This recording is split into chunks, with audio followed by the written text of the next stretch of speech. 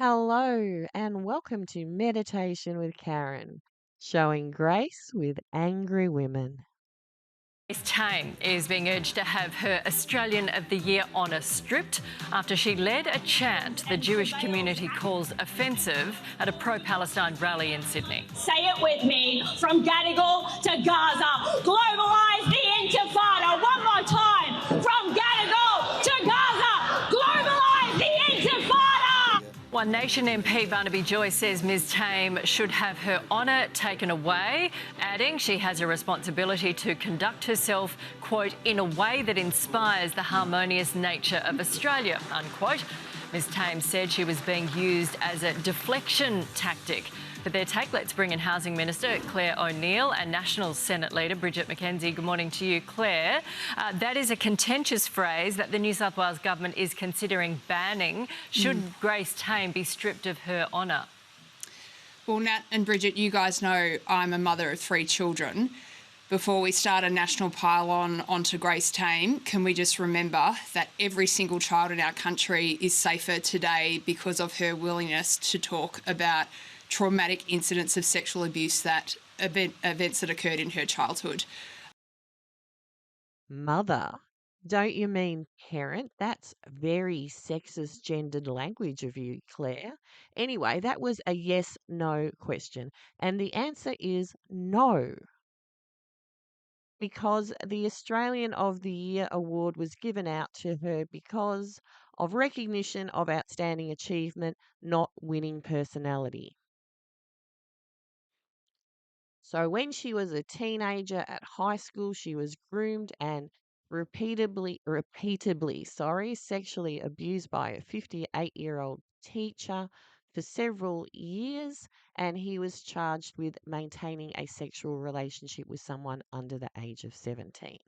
So she got some laws sorted out, that one, and legislation would be amended to allow sexual assault survivors to publicly speak out. So that's what she got the award for. I think, though, however, she should give it back and she should say, F you colonising Australia because I now align with the Iranian regime.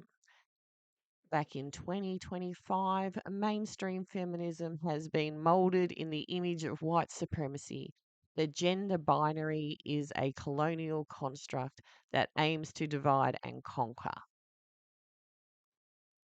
Right, that's why she looks so butch. And luckily, she's in a relationship. Oh, she was married, she was divorced, and she's engaged again. So I don't have to worry about her attaching herself to any of my offspring. But anyway, back to Claire O'Neil's philosophising on gender politics. When a man takes on a leadership role, authority is immediately gifted to him. But when a woman takes on a leadership role, everything's a bit different. They have to earn authority and earn it again and again and again. I'm impressed that a Labor MP suddenly knows the difference between males and females. But is it really the fact that men are gifted leadership while women have to constantly prove themselves? Claire O'Neil was gifted the Minister for Home Affairs portfolio, where under her watch, more than 100 non-citizen criminal detainees were released into the community.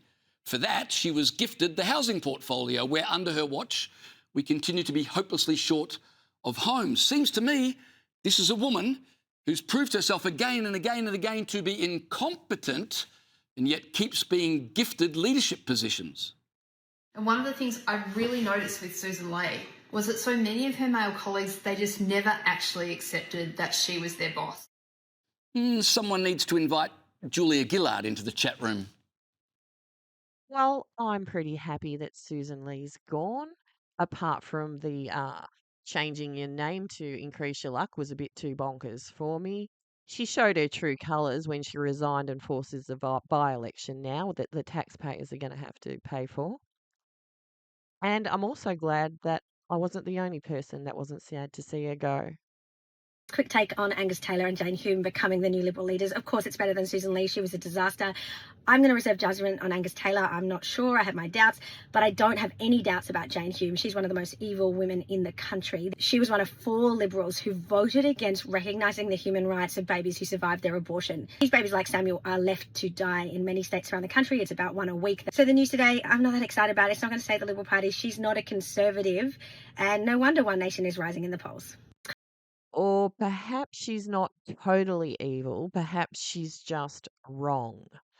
Like, I believe life begins at conception because of conception dreams, but I accept that abortions happen.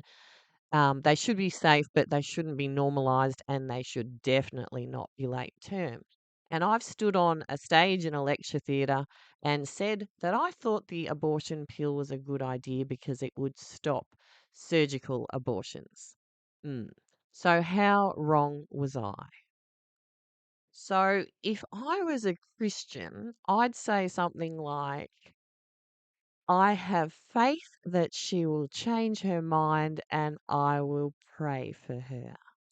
And then I'd probably recruit some Down syndrome kids to do some campaigning for you at Dr. Joe, saying things like, abortion is not a cure for Down syndrome. And if you don't want to have us, please bring us into the world anyway, because there's heaps of other people out there who'll love us. Because I'm not a Christian, I can say stuff like, hey, Jane, your skin's looking pretty good. Have you been having corpse therapy? That's when they extract the fat cells from the late term abortions and inject it into women's faces who want to look young. But I think Claire's just got a good filter there. Looks a bit different with the bright lights on. And I shouldn't be thinking about filters. I am worse with camera than I am with microphone, so that's not happening. Anyway, that'll do. See you later. Bye.